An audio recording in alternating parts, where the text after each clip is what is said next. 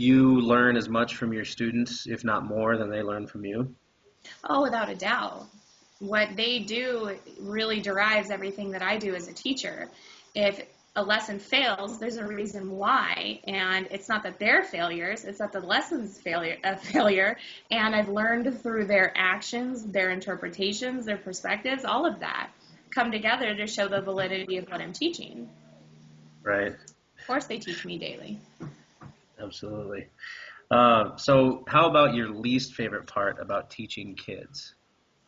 My least favorite part about teaching kids, I have them 5 days a week.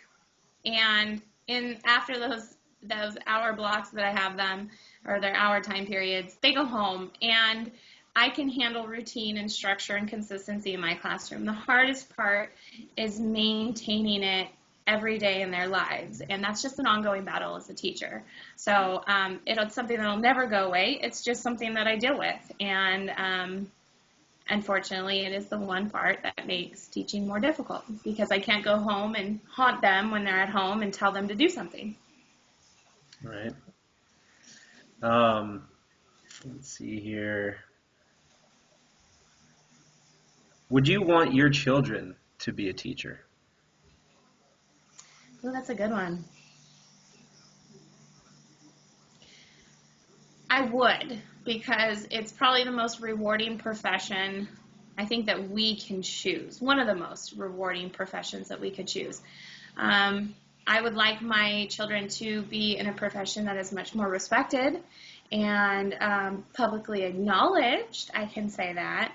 I think that's the one part where I would be more hesitant for my children to pursue education, because right now it's not the most respected by our public, but I feel hopefully in time that'll change.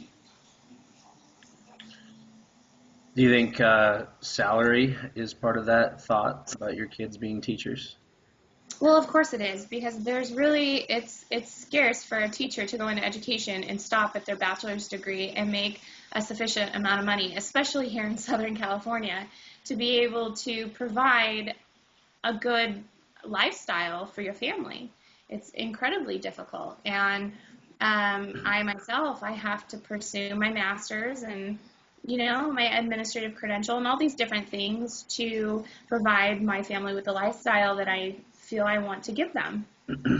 And unfortunately, in education, it's hard to stop in the classroom and have that be it.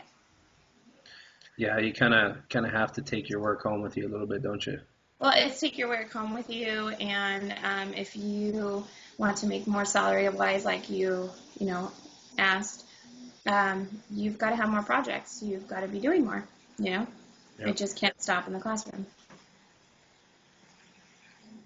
Has being a teacher affected your personal relationships, your social life, your self-image? Oh, absolutely.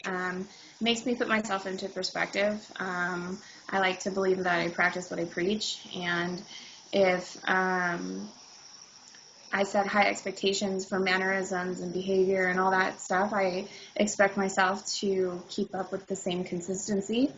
As well, I found that in some social settings, I don't even talk about education because it's, like I said, not the most favored topic.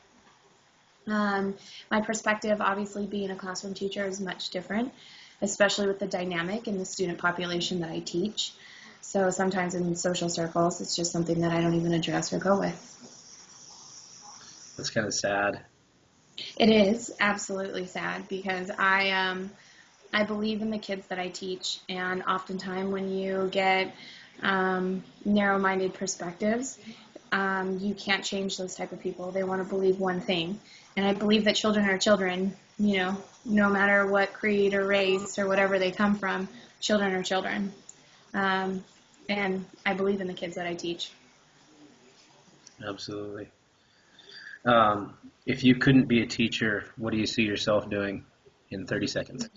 Okay, I would be a lawyer. I'd be advocating somewhere. Advocating what? Advocating for some type of people. Could never be a corporate lawyer, but I would be a social advocate of some sort. So you'd be a lawyer with a cause. Yes, believe it or not, that could exist. All right, thanks.